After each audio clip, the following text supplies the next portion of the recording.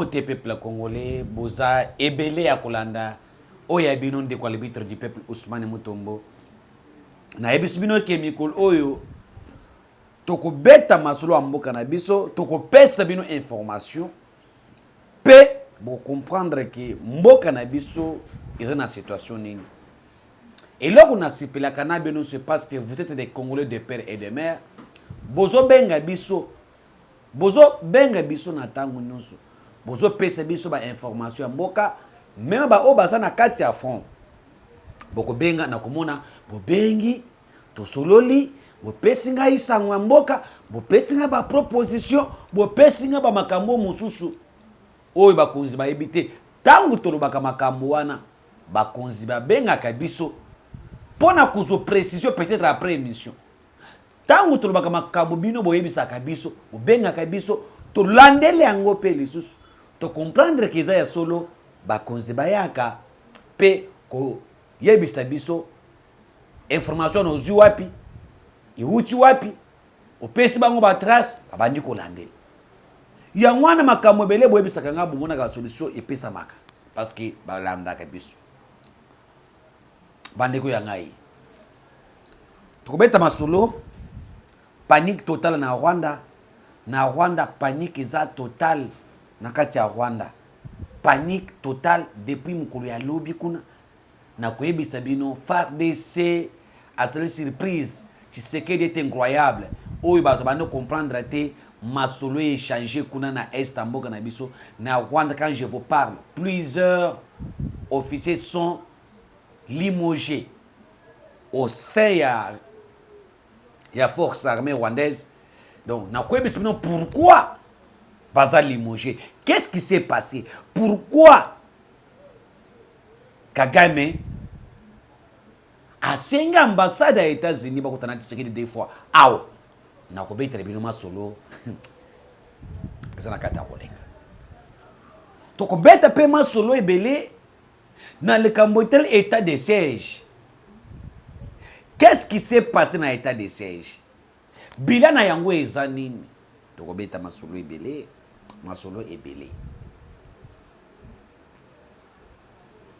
to kobeta masolo ya dossier Jean-Marc Kabund à Kabund en prison ou bien libéré. Bokoyeba.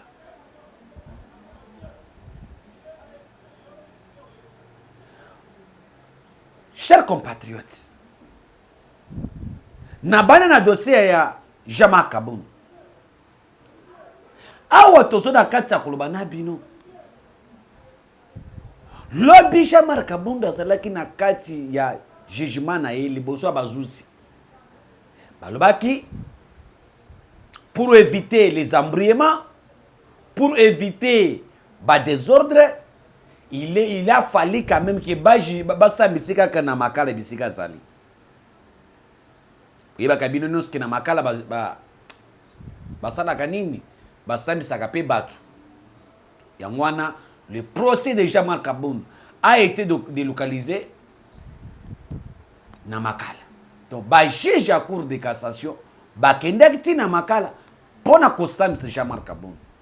Na kosamisa Jean-Marc Kabund, on a compris que le monsieur n'a pas les arguments à se défendre. Jean-Marc Kabund continue toujours à gérer Tshisekedi. Jean-Marc Kabund ne répond pas aux questions qui lui a été posées. Jean-Marc Kabund a l'acquis ba preuve mon côté où ils ont l'acquis ba paradis fiscaux. Jean-Marc Kabund oye alobaki siko. Jean-Marc Kabund alobaki na ye Tshisekedi azozwa mbongo azotia na budget privé ezoke na paradis fiscaux. Batuna ye alakisa ba preuve ezate. Mais alobaki ye moko akoloba. A continué à kofinga famille Tshisekedi, a continué à kofinga chef de l'État, a mis commissaire opposant à Tshisekedi na lolenge na ye. Lelo Jean-Marc Kabund liboso ya bazuzi. Jean-Marc Kabund azoko kate kopesa précision na makambu ya zana abanda koluba. Azoko kalisusu te Kabund a commis abattu. Kabund continue là-bas à injurier les gens. Kabund continue là-bas à demander au peuple de ne pas voter Tshisekedi. C'est ce que Kabund dit. Et lorsqu'on lui a posé la question, d'en savoir plus, parce que faut très bien bandeko yangai. Dossier à Jean-Marc Abound. Si que les choses que Jean-Marc Abound s'avèrent vraies, Tshisekedi sera arrêté, jugé dans la cour constitutionnelle et limogé dessus, dessus dans la cour constitutionnelle. Et si que les preuves sont là, s'il y a des indices de culpabilité, Jean-Marc Abound allait jouer un rôle très important. Il y a comme la biso, ba vérité, to yeba, makamango ezandenge nin. To mona, to comprendre. Après, wana elinge pesa beki, parce que Jean-Marc Abound est aujourd'hui l'opposant de Tshisekedi. Il s'est dit opposant de Tshisekedi, pas du régime Tshisekedi, mais de la personne Tshisekedi. En étant être opposant de Tshisekedi, que lui s'auto-proclamait opposant personne du chef de l'État. Mais comme Aza opposant nae, alinga kabi misaba preuve. Parce que c'est le canal opposant na yango. So kabunda le Tshisekedi aya suna pouvoir te. So kabunda zo senga peuple qui va voter Tshisekedi. Mais lui Kabound détient la vérité. Oye ko permettre au peuple va voter Tshisekedi selon lui. Mais comment yo oza na vérité? Oza na ba preuve. Oye kosala ke mutu oyo akangama, mutu oyo balongole na pouvoir, parce que le peuple sont représentés au sein de l'Assemblée nationale. C'est-à-dire que l'Assemblée nationale a les droits, l'Assemblée et le Sénat, il y a kolungula ba immunité ya mokonzi ya mboka, kotika ya samba na cour constitutionnelle et à la condamner. Dans quel cas où la cour, l'Assemblée nationale et le Sénat au nom du peuple. C'est-à-dire que le peuple là sont représentés indirectement au sein de l'Assemblée nationale et Sénat. Et M. Jean-Marc Kabound Akabound, Yemoko Alobi, Azana ba preuve. Ya Musolo, azala ba preuve, ya makamwebele, oyo Tshisekedi asali. Alors, seul moyen est nini. Lokola Jean-Marc Kabound azala maboko abazuzi. Et singelaki Jean-Marc Kabound aloba vérité, ala kisa ba preuve. Tant ba preuve monani, nde okomona que la Cour de cassation va saisir la Cour constitutionnelle. Et la Cour constitutionnelle à niveau nae a saisir les deux chambres du Parlement. Ba bengisi congrès ba longoli imité Mokozamboka. Tshisekedi ba juger na Cour constitutionnelle s'il s'agit de condamner basani ba condamner Jean-Marc Kabound Abimi a commis sauveur à EP président de la République. Mais comment yo mutozo le Tshisekedi azalate, mais tu n'as pas de preuve. Yo kangai bande kangai. Tu n'as pas de preuves sur la gestion de Tshisekedi. Tu n'as pas de preuves sur des choses que tu acquises Tshisekedi. Tout ce que tu acquises Tshisekedi n'est que des mensonges, preuves beaucoup exagérées.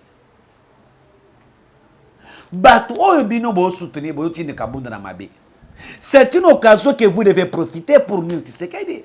Pour ne pouvoir avant décembre. Mais lorsque vous n'avez pas de preuves, et là qui c'est que tous les complots contre Tshisekedi est nul et ça est sans effet. Kabound azata na preuve ata ya papier te. Ata ya adresse ya monokote. Oya koki koloba na bakambo itali Tshisekedi azana yango te. Le paradis fiscal, l'argent volé, c'était juste pour faire haïr Tshisekedi par la population congolaise. Bayebi déjà que la population est dans la misère. Une population qui est dans la misère, cette population est manipulée par ces hommes politiques. Pourquoi? Bayebi que ceux qui trobika makambu ya mbongo, ba osani ba kotelema, ba koboy Tshisekedi yango wana to monter ba kabal, to akize Tshisekedi lokola que non azwaka musolo, akeko chana ba parmi fisco lokola Kabound azamoko ya bato za projet Tshisekedi bato ba kondima yango.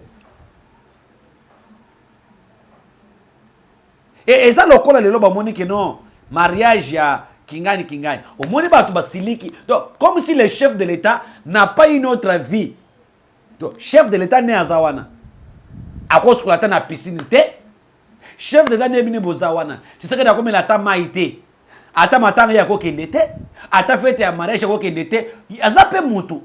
J'ai vu la photo d'Emmanuel Macron hier na kata piscine tolo pour lélé na ebité instrument de choses na photo wana na ebi na ngaité na ebité tolo pour lélé na basi bazo simbaye. Si c'était Tshisekedi ici, si c'était Félix Tshisekedi tolo pour lélé likolo ya piscine na plage na basi mbele bolingi boloba nini mbele awa to melima maïté mbele bolobi tala jouisseur il est en train de jouir voilà c'est comme si Tshisekedi ende azawana azala ba sentiment mosusu te.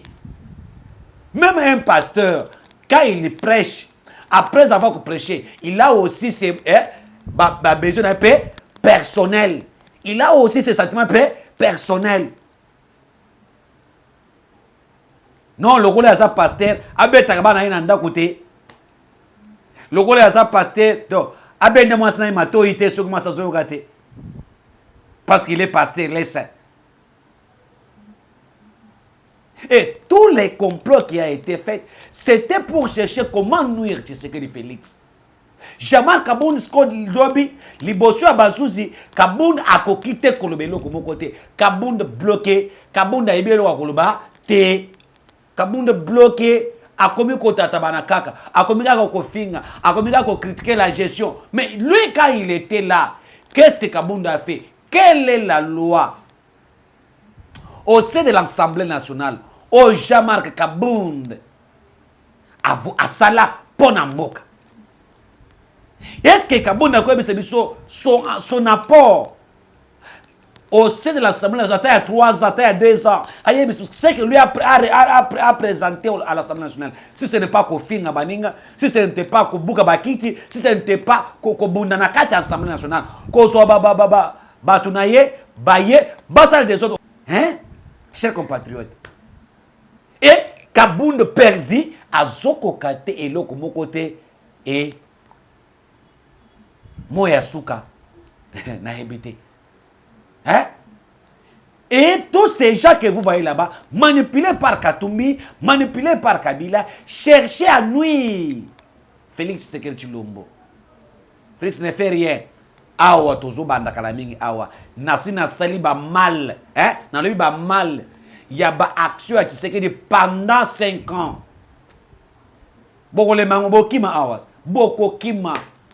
Nasin. Donc, secteur par secteur. Secteur oyo. Voilà. Donc, j'ai tout ça déjà. Action de Tshisekedi. Et beaucoup le baké non. C'est qu'action travaille dans le silence.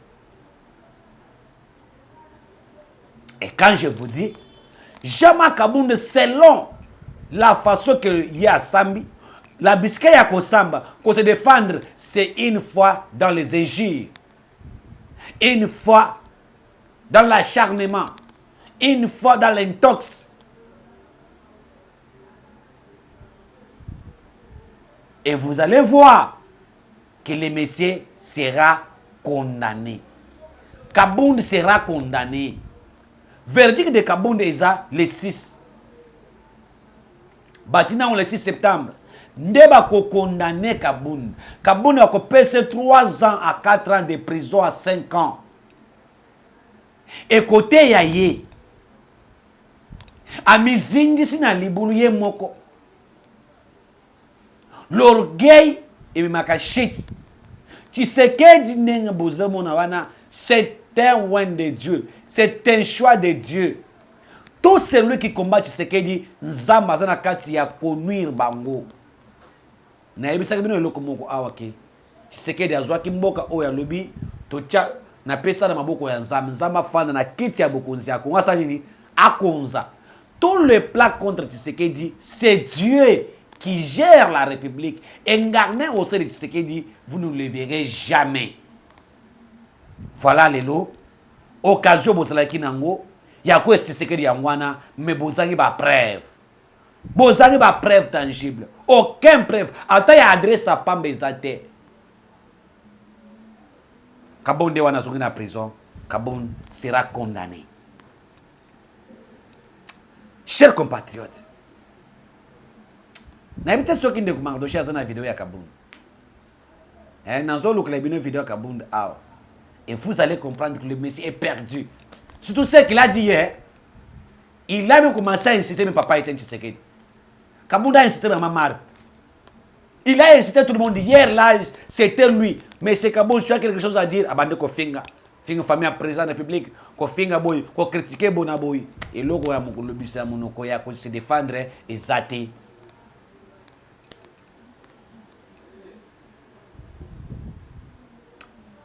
Maintenant, tu peux te solo. Ce qui s'est passé dans Rwanda. Makambo état de siège aussi na yango. Voilà ce qui s'est passé dans Rwanda. Alors je vous dis ici c'est panique totale. Ils ont panique totale dans Katia. Il y a Rwanda. Quand je vous dis il y a des choses qui s'est passées avant-hier là-bas 48 heures, bah personne n'a information tout détail les lots et c'est déjà 48 heures que déjà il y a une force que nous avons fait ici, la force spéciale.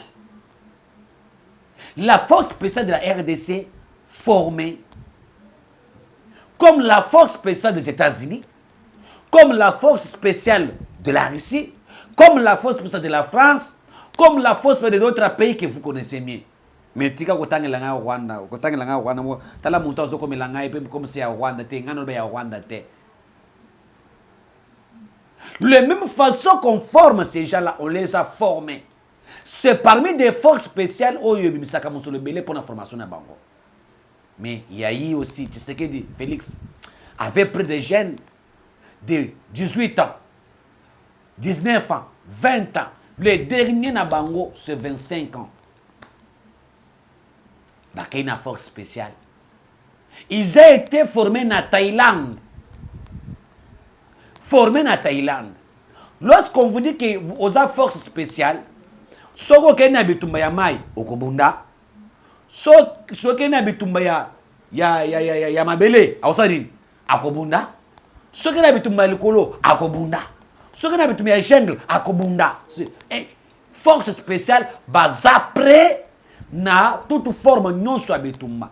Et la majorité de la formation na bango, ceux qui baza 400 euros to kaboy bazui ka basile 80. Parce que ce sont les gens qui ont un impact dans la République.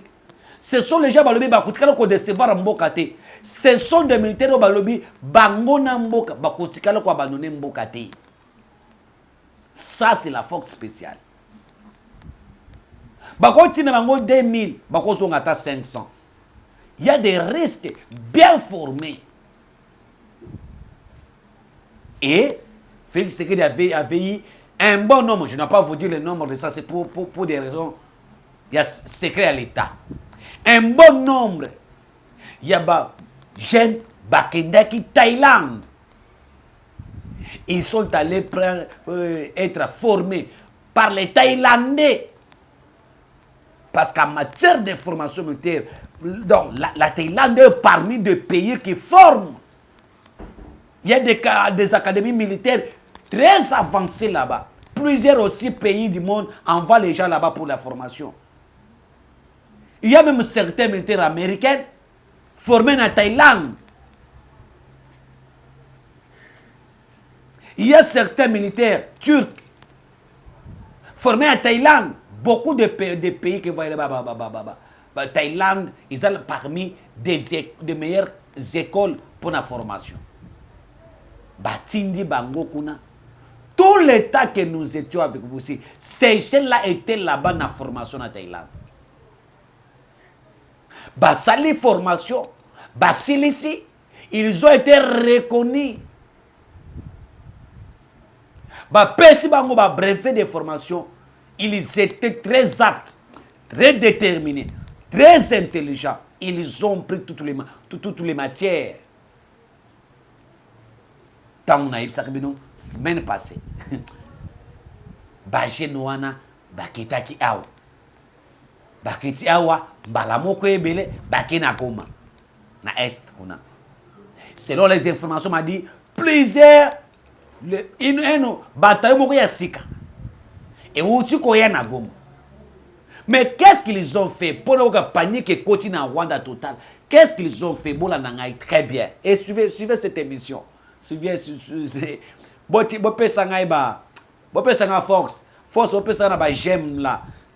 J'aime, force à Koloba. Ça doit me faire du bien. Hein? Force quand même. Koloba. Vous êtes en direct. Force quand même à Koloba. Hein? J'aime na bino semi. Ok. Et tant que commune est lobby, c'était le 15 et Salamaki les 12. Makamona zobi sabino stami les 12. Qu'est-ce qu'ils ont dit? Lobby, babisi bango, il faut que na Rwanda. Ciblé cas militaire moko na kati ya Rwanda. Balobi faut bakoma na kawana. Butu ya leke 12. Ces jeunes-là, la force spéciale, traverser mboka na biso frontière, baki inde. Bakoti na Rwanda. Bake juste na kanya birere.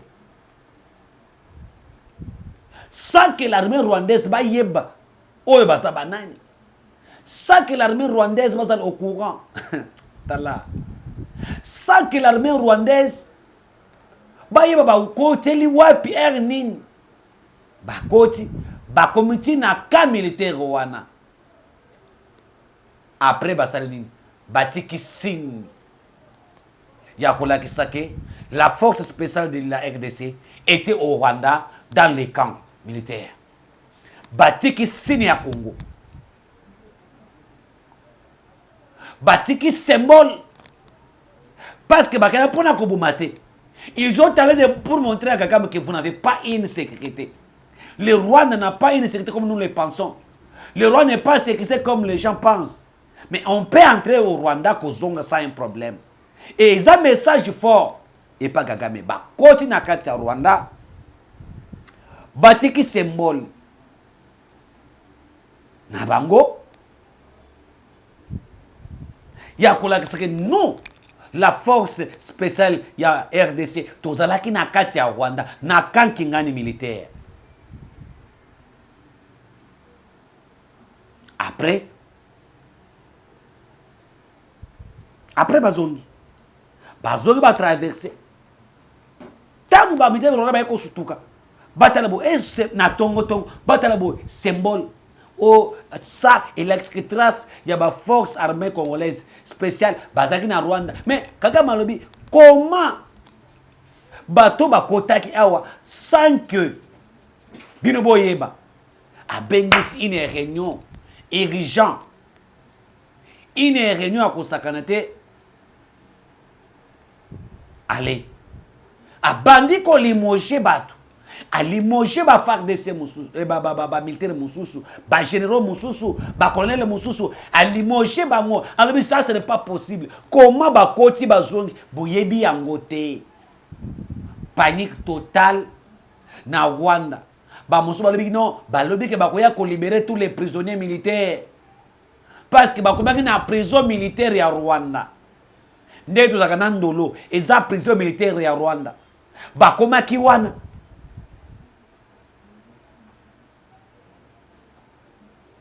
Quand je vous parle, quelqu'un vient d'échanger Moutoya Banaki Kokardé.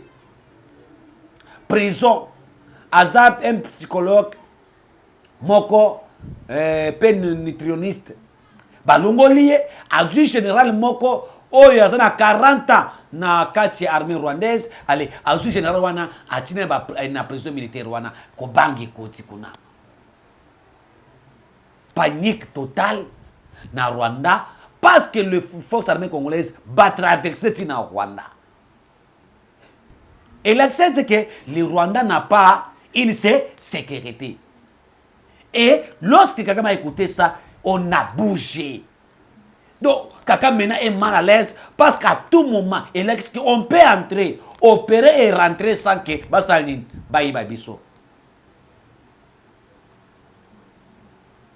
bakoti na nzela nini, babimeli na nzela nini, bakomi awo na nzela nini. Ça, c'est un message fort. Tu sais qu'elle est incroyable. Jusqu'à montrer à Kagame que non ozamuke.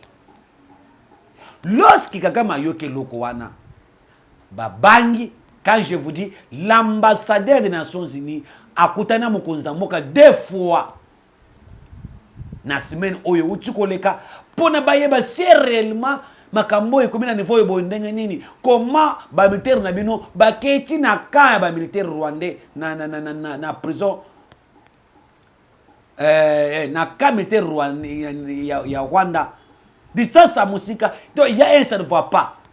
L'ambassadeur des Nations Unies est allé voir Tshisekedi pour lui parler. Il y a Botika Makambouana, nous cherchons la paix amiable parce que Kagame est tellement mal à l'aise. Bozokanga mal à l'aise. Et toi de l'autre côté, Ozofinga, Ozoloba, mais aussi peut-être que niveau auto comme la force armée na biso. Museveni balengi. Tango ba yekwana Museveni balengi. Parce que bango bakanisi que Kabila azalaki militaire, asali bango eloko moko te pona bango Tshisekedi aza civil moko boye akusali biso nini. Et voilà un civil qui commence à faire une démonstration au bazoko kate. Quand je vous dis panique totale na kati ya Rwanda, Tshisekedi incroyable, le FARDC na kati ya Rwanda, bakei bazongi atalisa salini et petite. Parce que la mission bakendelaki, ce n'était pas pour tuer les militaires rwandais, c'était juste de donner un message fort, fort. Quoi ça que toya ka awa, tozongaka.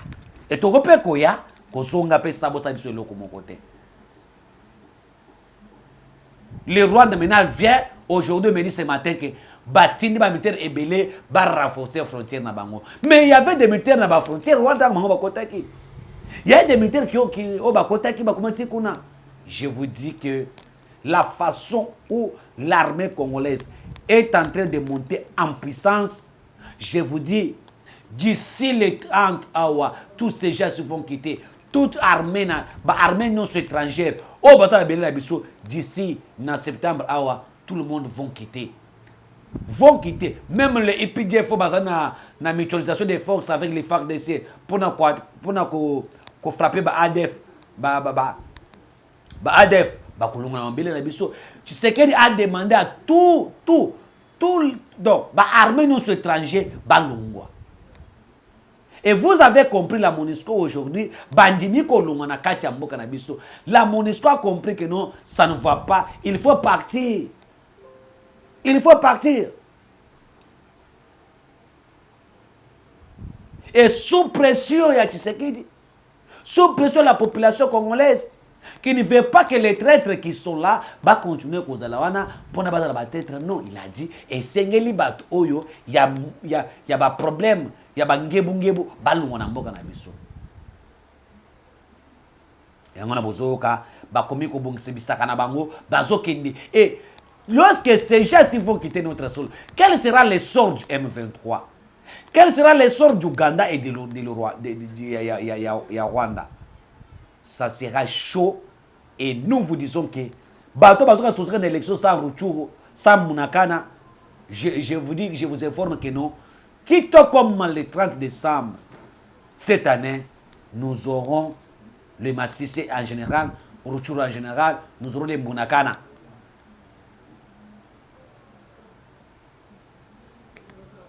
Chers compatriotes, Waneza Masulu ya Est. Parce que il y a eu des affrontements terribles entre les autodéfenses, les Wazalendo, Naba M23. Et les Wazalendo ont frappé fort.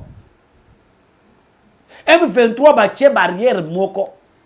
Pona mutuk eleka, il faut ba camion eleka, il faut payer ça $500. Là le peuple souffre. Qu'est-ce que nous on attend? Mais c'est l'armée nabiso. Tout le monde a une action. Il faut qu'on libère la barrière. Il faut qu'on repousse les musika. Parce que biloko kwa kokota koto Isaïa kokangama bakangi $500 pour na camion elonga bisika wana ekoma bisika ezokende. Avec les conséquences biloko matana na nzela.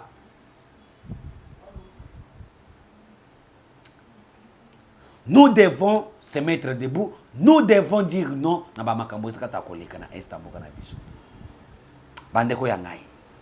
Ah, la situation ya état de siège.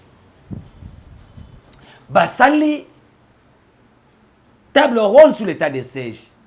Ezaki na souhait ya population de l'Est.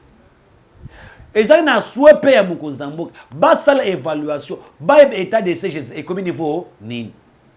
Et quand je vous dis, il y a des travaux qui sont en train de se passer là-bas et vous allez moussala ya ebandi lobby et aussi les 16. Et après les 16, il y a un rapport final de Gouzala. Mais qu'est-ce que nous constatons? Il y a des gens qui veulent se faire la santé politique avec le secteur de l'Est. Lorsqu'il y a l'état de siège ils ont coincé Playa Batouana. Moi, il va s'exprimer et ça te. Moi, il va s'abattre na bango et ça te. Ça, c'est à cause de l'état de siège. Et bandekwana, bazana incapacité. Il y a kolukata musolo kusala la campagne électorale moi ba solango ezate bazana incapacité il y a qu'on se faire santé politique. Donc lorsqu'il y a des élections comme ça avec l'état de siège ba kozwa musolo parce que ba mesa ba mafia. Et ce sont des catégories de ces gens-là qui sont tentés de faire tout pour que l'état de siège lungwa. Ils acquisent les militaires, les gouverneurs militaires. Il fait des critiques, mais il faut poser la question. Pendant 18 ans, que vous avez géré les gouverneurs civils, quelle a été la situation? Pourquoi l'état de siège l'état de siège se dérange? Pourquoi? Est-ce qu'on tue la population chaque jour là-bas par les militaires? Il y a besoin de c'est parce que l'état de siège. Est-ce qu'il y a des bateaux qui vivent à Kounate? Est-ce que ma personne doit être là? Parce qu'il y a l'état de siège? Non. Moi, je pense qu'il faut requalifier la mission aussi de l'état de siège. Le renforcer et rester l'état de siège durer longtemps. Attends comme en 2024, jusqu'à ce que et atteindre l'objectif. Même les gens qui demandent d'enlever l'état de siège, ce sont les mêmes personnes qui c'est que ça a échoué, il était de presser mon maté. Alors que nous avançons, Nakimia, les avancer est tellement ébélé, et vous venez ici pour commencer à combattre l'état de siège. Moi, je l'ai dit que depuis l'état de siège, il y a des avancées. Sur le plan sécuritaire, il y a des avancées. Et maintenant, il faut requalifier la mission. À renforcer la mission de l'état de siège. Ceux qui étaient faibles, il faut les renforcer. Faire en sorte que l'état de siège épaisse c'est ça. Mais quand j'ai écouté, hier dans le salon, dans l'Assemblée nationale, j'ai écouté les gens qui murmurent, non, il faut qu'il y ait l'ongwa. Les clics des gens, donc, toute personne qui ne veut pas l'état de siège, c'était rwandais. Bateau bazo travaille dans Rwandais. Bazo mon l'état de siège sont bloqués bango comme c'est minéré comme il passe. Donc les contrôles est tous les militaires.